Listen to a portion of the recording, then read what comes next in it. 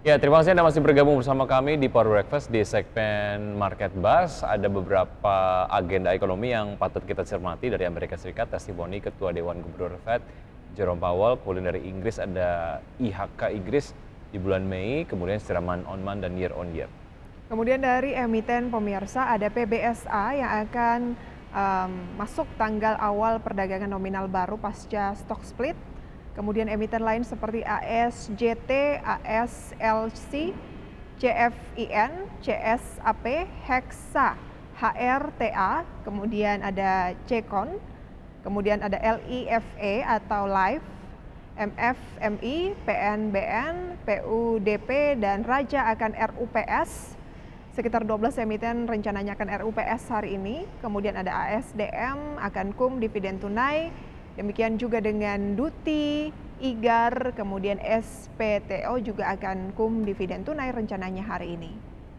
Dan pemirsa, untuk membahas terkait dengan sejumlah sentimen bagaimana sih meneropong kira-kira peluang dari sektor komoditas di tengah ancaman resesi global ini, kita akan terhubung ataupun berbincang melalui aplikasi Zoom bersama dengan Mas Kefas Evander selaku investor dan juga co-founder dari StockUp. Selamat pagi Mas Kefas. Pagi Mbak Prisa, pagi Mas Vicky. Pagi. Terima kasih ya sudah join bareng kita pada pagi hari ini. Sebelum kita ke komoditas, Dow Jones terpantau mengalami kenaikan 2,15% dan bisa dikatakan bahwa Wall Street bangkit dari pekan terburuk 2 tahun dan penutupan semalam adalah hari terbaik sejak Juni 2000 memasuki bulan ini, Juni 2022. Bagaimana Anda memaknai ini menjadi sentimen positif untuk bursa Indonesia pada pagi hari ini? Oke, kalau melihat dari asing memang indeks Amerika cukup mengejutkan juga, bisa rebound cukup tinggi juga dari semalam ya. Akan tapi memang secara global juga sebenarnya kan masih banyak gonjang-ganjing ya dari segi kondisi ekonominya, baik itu dari segi suku bunga di Amerika yang baru aja dinaikkan, kemudian inflasi di sana juga tinggi. Dan sebenarnya hal ini kan sudah tercermin dari penurunan indeks Amerika sejak akhir tahun lalu, di mana sampai sekarang pun juga udah turun 30%-an. Jadi kalau sampai saat ini semalam naik 2%, meskipun kenaikan yang paling tinggi dari sepanjang tahun ini, sebenarnya menurut saya masih belum menunjukkan ada tanda-tanda bahwa ini confirm untuk rebound. Karena memang marketnya sudah terkoreksi cukup dalam, bahkan Nasdaq sendiri sudah terkoreksi selebih dari 30%. Jadi kenaikan 2% semalam memang menyenangkan buat para investor, memberi angin segar juga mungkin buat IHSG pagi ini. Tapi secara kondisi keseluruhan sepertinya saya ngerasa belum ada perubahan, karena meskipun marketnya hijau, tapi kalau tidak didukung dengan adanya tanda-tanda perbaikan dari segi makroekonominya, saya ngerasa untuk beberapa periode ke depan ini masih di sini-sini aja level indeks Amerikanya. Jadi belum ada, kalau saya lihat ya kayaknya belum ada katalis positif yang benar-benar ini akan memboost lagi indeks saham Amerika. Kecuali nanti di pertengahan bulan ini atau beberapa waktu ke depan ada informasi atau berita tentang kebijakan di Amerika, mungkin itu memang bisa menjadi game changer ya. Tapi sampai saat ini saya masih melihat belum ada sih tanda-tanda hal itu. Oke, artinya penguatan ini belum sesuai dengan yang diharapkan begitu ya. Artinya bisa disimpulkan nggak signifikansinya terhadap IHSG nggak akan terlalu signifikan di hari ini, Mas Kefas? Kalau untuk khusus hari ini mungkin untuk short term tentu ini menjadi angin segar ya, karena banyak trader, spekulan itu juga selalu mengkaitkan dengan gimana indeks Amerika itu semalamnya seperti apa. Kalau memang bullish, maka ini menjadi angin segar juga buat di IHSG secara short termnya.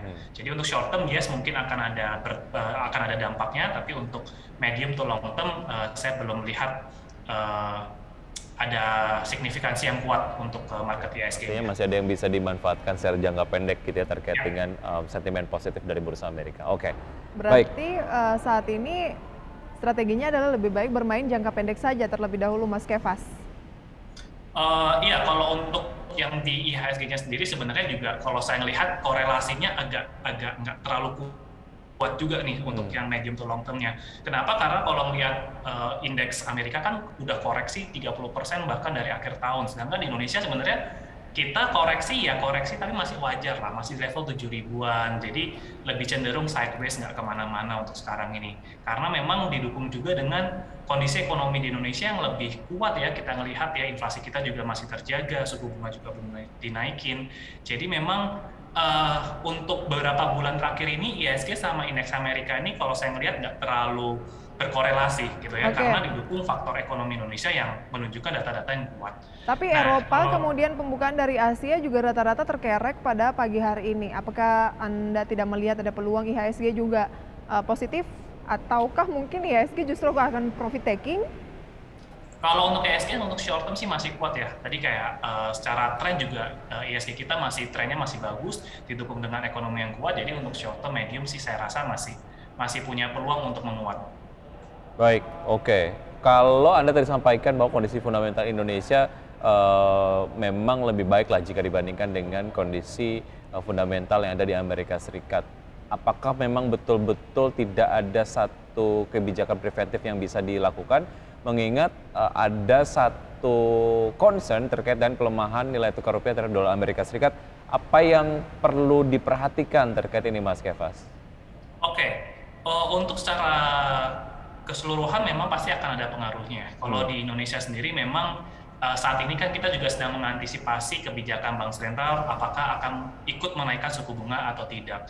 Kalau kita lihat dari para analis, konsensusnya sih kemungkinan besar memang Bank Sentral kita akan meningkatkan suku bunga. Nah itu juga yang akan menjadi ngerem lah supaya USD-nya tidak terlalu menguat terhadap rupiah yang sangat signifikan.